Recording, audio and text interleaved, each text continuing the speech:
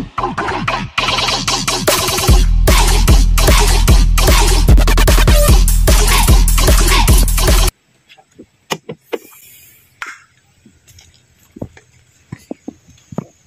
na yung inayos natin. Okay na siya. Nagpalit tayo ng fuse. Yung fuse niya. Papakita ko sa inyo mga guys yung fuse. Ito yung pinalitan natin dito.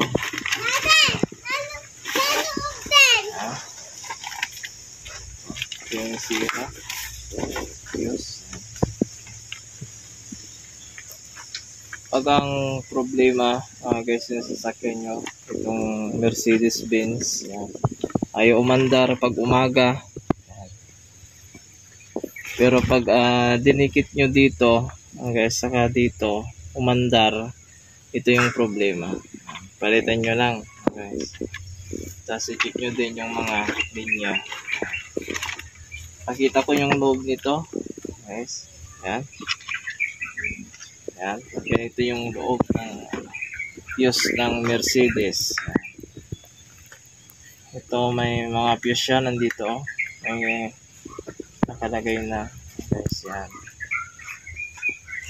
May mga fuse dito sa loob. Yan, katago.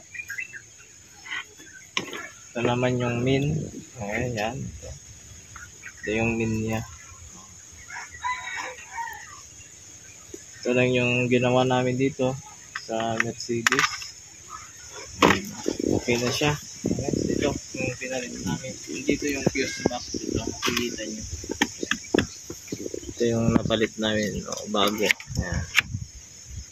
Ito siya. Yan. Okay.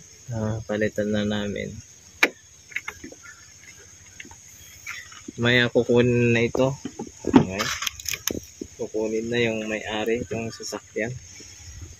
Susunod na namin mamaya yung hammer. May mga fuse box pa ito sa likod. Yan. Papakita ko rin. Muna tayo sa likod.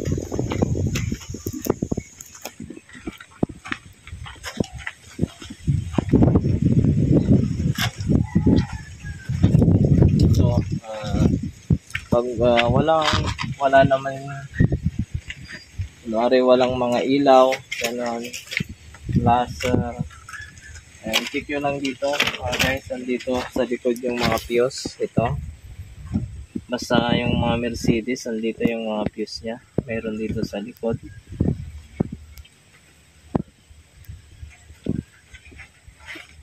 Na ano ito, yung E350, ayan, yung E350, ito, E350 na Mercedes.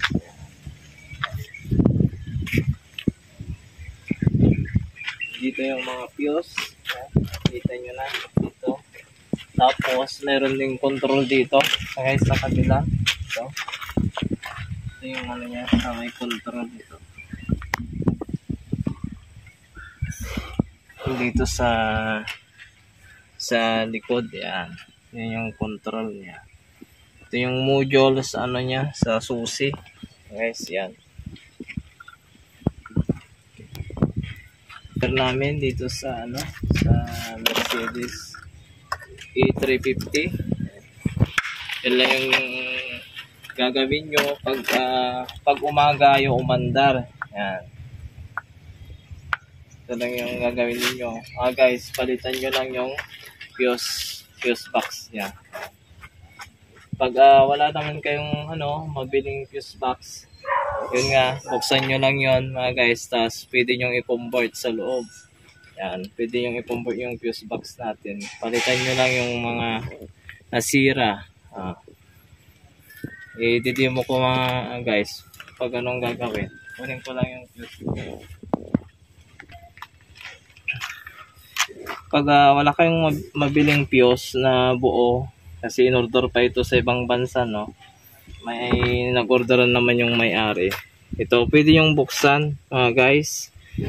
Kunwari, pag walang supply, yung papunta dito, guys, o ito. Pwede nyong palitan, i-convert nyo na lang ng ibang fuse. Yan. Hinang nyo na lang ito. pag walang power ito, kunwari walang power, pwede nyo siyang palitan itong fuse niya dito. Ayan, pag nadid siya.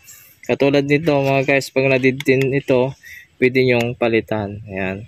Buksan nyo lang itong fuse box para makita nyo yung loob niya. Ayan. Itong loob niya naman, simple lang siya. Simple lang yung ano niya. Loob niya mga guys. Ayan. Nakikita nyo naman, magkakasama, magkakonect din lahat. O, ayan. Kaya pag napundi dito, mga guys, pwede nyong ano naman, may extra namang fuse ito, mga 3. May extra, pwede nyo ding ilipat yung wire. Ayan. Lipat nyo lang yung wire. May extra itong 3 eh. Ayan. Ilipat nyo lang yung wire. Pag napundi dito, punta nyo sa kabila. Pwede rin yun mga guys. Ayan. Pag wala kayong makuha ang fuse box. Ayan. Yun lang yung ano, may share ko dito sa Mercedes-Benz E350. Yun lang yung gawin nyo mga guys. Kung wala kayong budget, simple lang, palitan nyo lang yung fuse dito or ilipat nyo yung wire. Ito lang yung may share namin. Sana mag-subscribe kayo mga guys para sa susunod yung bago na yung video mapapanood nyo ulit. Sige, maraming salamat.